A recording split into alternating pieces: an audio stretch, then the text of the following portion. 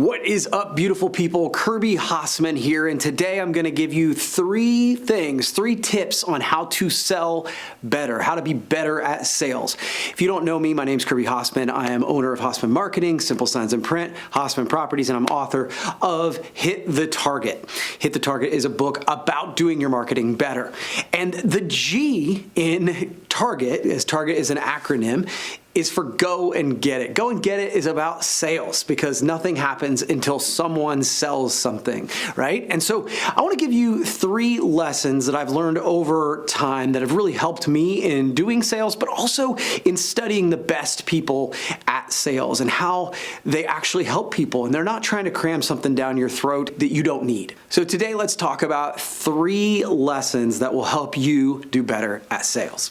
Number one, a lesson I learned a long time ago. When in doubt, see the people. Now, I learned this lesson way back when, years ago, when I first got into sales, where, one of my early sales trainers, and, my dad echoed this. He's like, look, when in doubt, go see the people. I think regardless of time, this has been true for many years, but sometimes when things are going well, salespeople can rest on their laurels. We can wait for that phone to ring. We can wait for that email to come in, that project to kind of come to us. But the best salespeople are constantly being proactive in their sales approach. They're constantly going out and seeing the people, getting in front of folks, not only from a networking perspective, from a branding perspective, but getting out in front of them, talking to clients, finding out what their issues are so that you can better serve them. So you see the people so that you can serve the people. And I have found since COVID, this has become incredibly even more powerful because so many people are not going out and physically meeting with clients.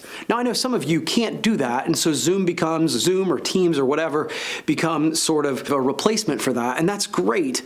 But when you can physically get in front of people, when you can see the people, you tend to overturn opportunities that you might not have otherwise seen. I have found this over and over in the last year or two when I physically drive to a prospect or a customer and we're sitting there and we're actually having the conversation and it starts to wind down. Inevitably, I find that they come to me and they say, oh, you know what, since you're here, let's talk about this other opportunity. The since you're here opportunities have really increased our sales in the last 6 months. And those don't always happen unless you are with someone. Now, sometimes you can get that to happen on Zoom and some of the other technologies, but I highly recommend that when in doubt, be proactive and go and see the people. That's lesson number one. Lesson number two, sell past the no.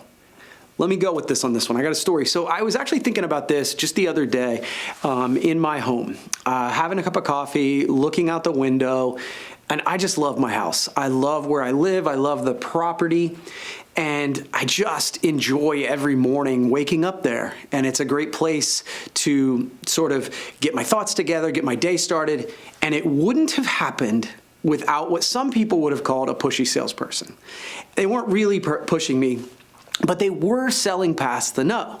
I had looked at this property in advance and had worked with a realtor to see it. And my wife and I went through the numbers. We looked at it, we re-looked at it, and we finally just said, no, we're not gonna do it. We let them know. The answer's no, we're not gonna do it. As this project was coming to a head, they were starting to get offers, and that realtor reached out to me and said, hey, one more time, we're gonna present the offer tomorrow. Are you sure you don't wanna be in on it?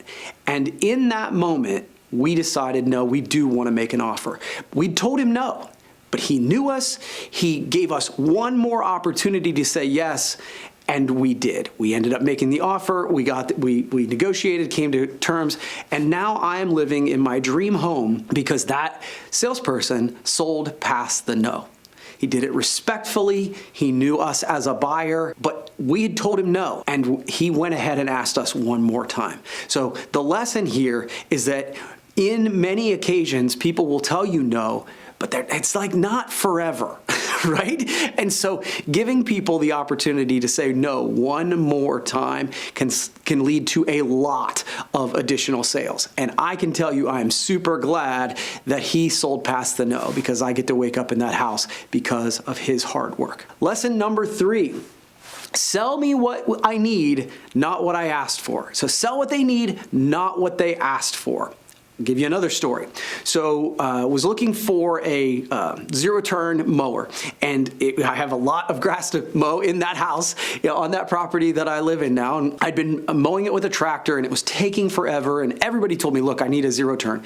So I'd done my research. I knew exactly what I wanted, and I went to the tractor dealership to take a look at it, just make sure that I was on the right track, and make sure that they cost what I thought they were going to cost, all that sort of thing. I met with the salesperson, and the salesperson asked me all the right questions. Hey, what are you going to mow? How often do you need to do it? How long? Just all the questions that he would need to identify what I would need. And I told him what I wanted. I mean, he had it right there. He could have sold me right there. And he said, I appreciate what you're saying, but that's not what you need. Because of the amount you're gonna mow, and because of the service it's gonna need, and because of the amount of time you're gonna have your butt in that seat, you need this one over here. And this one over here was a more expensive version, but he sold me into the thing that I needed, not what I said I wanted. And again, I'm so glad he did that, because the ride on the other mower wouldn't have been as good. It wouldn't have lasted as long. My maintenance would have been increased. And because he knew what I needed, not what I thought I wanted or what I asked for, he was able to serve me in a way that really helped me. And oh, by the way, his sale was a little bit bigger, right? He was respectful. We ended up getting a pre-owned version of that particular tractor, but every single time I mow, I'm so glad that I got the upgraded version, because it's what I really needed, not what I asked for. This actually reminds me that one of those lessons that says, like, real selling, I think, gets a bad name. Real selling, we think of it, it's that used car salesperson that's trying to jam, just trying to get you into a deal or whatever. I think the best salespeople are serving. They are looking at the issue that you have, the challenge that you're facing, and are trying to create a solution or give you a solution that will solve your problem. That's what the best salespeople do, is that they might nudge you. They might sell past no, right? But they're doing so in service of what you need or what's in your best interest.